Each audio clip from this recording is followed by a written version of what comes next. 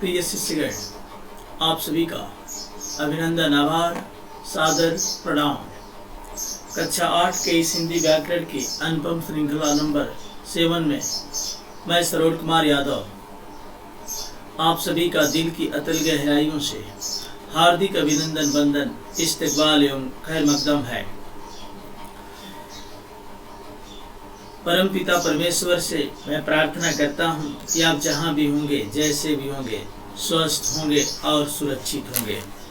आपके लिए आज का एक अनमोल थाट, बेवजह दिल पे कोई न बोझ भारी रखिए, बेवजह दिल पे कोई न बोझ भारी रखिए। जिंदगी जंग है, इस कोरोना के जंग में भी ज्ञान का जंग जारी रखिए। तो आइए दोस्तों, आपको हम लेकर के चलते हैं फिर से व्याकरण की दुनिया में। पार्ट नंबर 6 में मैं आपको बताया था प्लुत स्वर तक। आज हम चर्चा करेंगे स्वरों की मात्रा चिन्ह के बारे में। इसको भी आप पहले से जानते हैं, लेकिन चर्चा करना जरूरी है। जब किसी स्वर को व्यंजन के साथ लिखा जाता है, तब वहाँ व्यंजन वर्ण के साथ स्वर निर्धारित मात्रा का ही प्रयोग किया जाता है।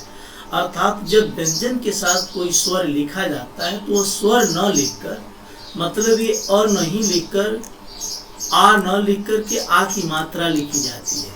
इसी को ये कहना चाह रहा है, क्योंकि स्वर के प्रतीक चिन्हों के रूप में कुछ मात्राएं निर्धारित की गई हैं। ये मात्रा चिन्ह निश्चित होती हैं जो अधूरे व्यंजन के साथ लगकर उन्हें पूर्णता प्रदान करती हैं। अर्थात कोई व्यंजन में हलंत लगा है तो उसमें स्वर की मात्रा ही लगती है, तो वो अपने पूर्ण रूप में आता है। तो आओ बच्चों, स्वर के लिए निर्धारित की गई निश्चित मात्राओं का ज्ञान प्राप्त करें। जैसे अ स्वर है, इसका कोई मात्रा चिन्ह नहीं होता है, ठीक है। जैसे म में हलंत हमने लगाया, अगर म में अ की मात्रा लगाएंगे तभी हम पूरा इसे म पढ़ सकते हैं। उसी तरह ह में अ की मात्रा लगी है, ल में लगी है, स में लगी है, द में, न में लगी है, ठीक। आ स्वर है, लेकिन इसका मात्रा चिन्ह ऐसे लिखा जाता है। तो म में यदि मात्रा चिन्ह आ का लगाना है तो हम ऐसे लगाएंगे, जैसे माता, दाता, ठीक। उसी प्रकार जो ये है, ये आ है, जिसे डॉक्टर में लगाते हैं, उस तरह ये मात्रा चिन्ह ऐसे होता है, जैसे माँ, मारिसस, डॉक्टर, ठीक। ठीक इसी प्रकार जितने भी ये मात्रा चिन्ह है, उनके मात्रा चिन्ह हम लगाते हैं। इसमें कोई आपको दिक्कत नहीं होनी चाहिए। आगे हम चलते हैं। बच्चों, अ स्वर की कोई मात्रा नहीं होती है। सभी व्यंजन अ स्वर की सहायता से ही बोले या उच्चारित किए जाते हैं। बात सही है। क में हलंत हमने लगाया, अगर क में हलंत लगा है तो हम इसको पढ़ेंगे को, लेकिन जब अ की मात्रा लग जाएगी तब इसे हम पढ़ेंगे क। उसी तरह प में पो। आइए हम व्यंजन, इसीलिए कहा जाता है कि स्वर स्वतंत्र होते हैं और व्यंजन स्वतंत्र नहीं होते, क्योंकि व्यंजन बिना स्वर की सहायता के नहीं बोले जा सकते, ठीक। लेकिन स्वर बिना व्यंजन की सहायता के आसानी से बोले जा सकते हैं, जैसे अ, आ, ई। आइए व्यंजन, जिन ध्वनियों का उच्चारण करने के लिए स्वर की सहायता की आवश्यकता होती है, उन्हें व्यंजन कहते हैं। इन ध्वनियों के उच्चारण करने में वायु सीधे कंठ से बाहर नहीं आती है। अर्थात व्यंजन का उच्चारण यदि हमको करना हो तो हवा सीधे बाहर नहीं आएगी। जैसे आधा क का हम करें, को सीधे बाहर नहीं आ रही है, हल्की सी आ रही है, लेकिन वही क में अ की मात्रा लग जाए तो आसानी से बाहर आ जाती है, क। हिंदी भाषा के अंतर्गत व्यंजन की संख्या टोटल 39 बताई गई है। वैसे तो व्यंजनों की संख्या 33 होती है, लेकिन टोटल 39 कौन कौन है, आइए इसको जानते हैं। व्यंजन के भेद। व्यंजन को 4 भागों में बांटा गया है। स्पर्श व्यंजन, जिनकी संख्या 25 होती है। क वर्ग में 5, च वर्ग में 5, ट वर्ग में 5, त वर्ग में 5, प वर्ग में 5। उत्क्षिप्त व्यंजन इनकी संख्या 2 होती है, जो ड और ढ में बिंदी लगाकर इसको अलग एक बनाया गया है। अंतस्थ व्यंजन य, र, ल, व इनकी संख्या 4 होती है। ठीक है। ऊष्म व्यंजन जो तीनों स होते हैं, तालव्य स, मूर्धन्य स, दंत स और ह, इनकी संख्या 4 होती है। इनकी संख्या 2 होती है। और यहाँ पे स्पर्श व्यंजन की संख्या 25 होती है। 25, 2, 27, 27 और 4, 27, 25, 2, 27, 27, 4, 31, 31, 4, 35। लेकिन ये बता रहे हैं 39। आइए 39 भी जानते हैं कि कैसे 39 होंगे, आगे देखते हैं। लेकिन सबसे पहले जो मुख्य है उसको हम जानते हैं, स्पर्श व्यंजन। आपको मैं पहले ही बताया हूं, जिसका जैसा नाम होता है उसका वैसा ही काम होता है, या जिसका जैसा काम होता है वैसा ही नाम रखा जाता है। स्पर्श व्यंजन ऐसे व्यंजन जिनको उच्चारण करने में कहीं न कहीं जिह्वा कहीं न कहीं किसी न किसी भाग को स्पर्श करती है, मतलब छूती है। तो स्पर्श का शाब्दिक अर्थ ही होता है छूना, अर्थात जिन व्यंजनों के उच्चारण में वायु फेफड़ों से निकलकर मुख से बाहर आने से पूर्व, यानी वायु हवा बाहर आने से पहले कहीं कंठ को छुएगी वही वायु, तो कहीं मूर्धा, तो कहीं जिह्वा, तो कहीं ओष्ठ, कहीं दांत का स्पर्श करती है। इसलिए इसे स्पर्श व्यंजन कहते हैं। स्पर्श व्यंजन कुल 25 होते हैं, जो 5 वर्गों में विभक्त हैं। 5 वर्ग होते हैं और प्रत्येक वर्ग में 5 वर्ण होते हैं। आइए, पहला है क वर्ग। क वर्ग, च वर्ग, ट वर्ग, त वर्ग, प वर्ग, ये 5 हो गए। 5 हो गए वर्ग। और प्रत्येक वर्ग में वर्णों की संख्या कितनी है? 5 है। जैसे कौन? क, ख, ग, घ, अंग, सब में हलंत लगा है, क्योंकि व्यंजन के साथ स्वर होता नहीं है, स्वर तो बाद में लगाया जाता है। तो जो क से लेकर के अंग है, इसका जब हम उच्चारण करते हैं तो प्रत्येक उच्चारण में वायु बाहर निकलती है।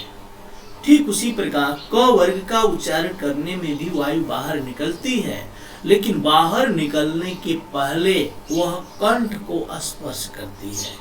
यानी जब हम इसको बोलते हैं तो स्पर्श वायु कहाँ छूती है? कंठ को छूती है। ये जो हमारा कंठ है,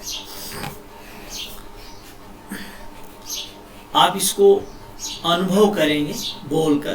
तो को, खो, गो, घो, अंग, च वर्ग, च, छ, ज, झ, इय, इसका जब हम उच्चारण करते हैं तो वायु कहाँ स्पर्श करती है?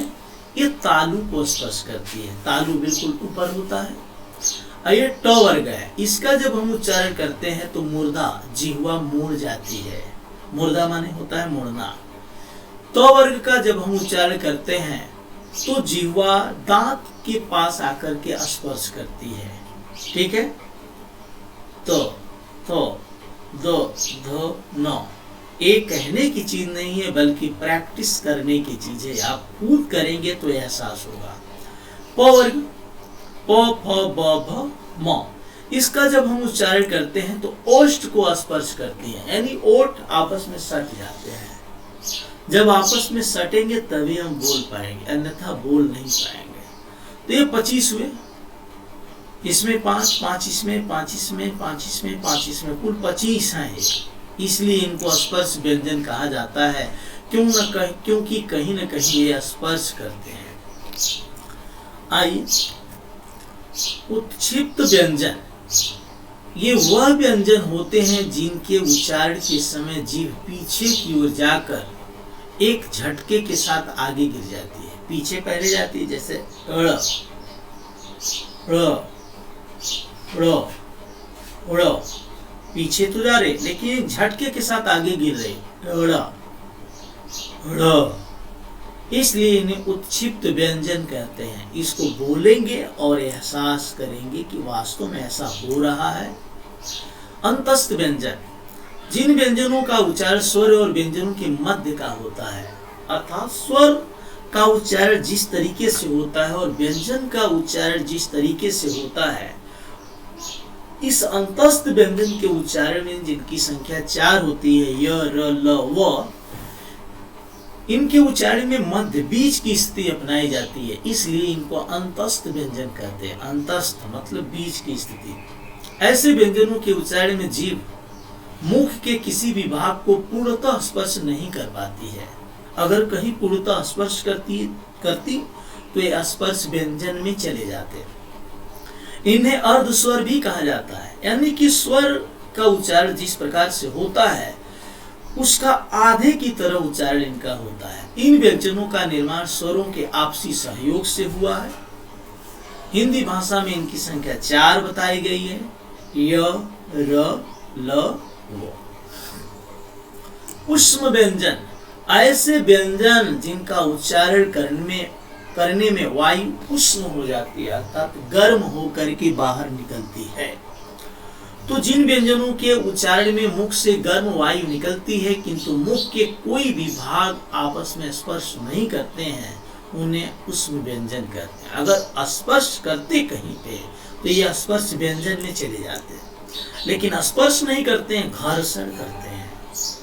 मतलब इनका उच्चारण करने में कहीं न कहीं रुकावट पैदा होती है। उस रुकावट की वजह से वायु गर्म हो जाती है। इतना भी गर्म नहीं हो जाती कि उस पर आप चाय बना सकते हैं, खाना बना सकते हैं, नहीं। ऐसा मतलब एहसास करेंगे तो आपको एहसास होगा। तालव्य स, मूर्धन्य स, दंत स, ह, जिसे काकल्य कहते हैं। अयोग वाह, इनकी संख्या 2 है। अमाने नहीं, यानी कि जो स्वर के साथ न मिले हो, न योग करें न व्यंजन के साथ, इसलिए इन्हें अयोगवाह कहा जाता है। न ये स्वर में आते हैं न व्यंजन में।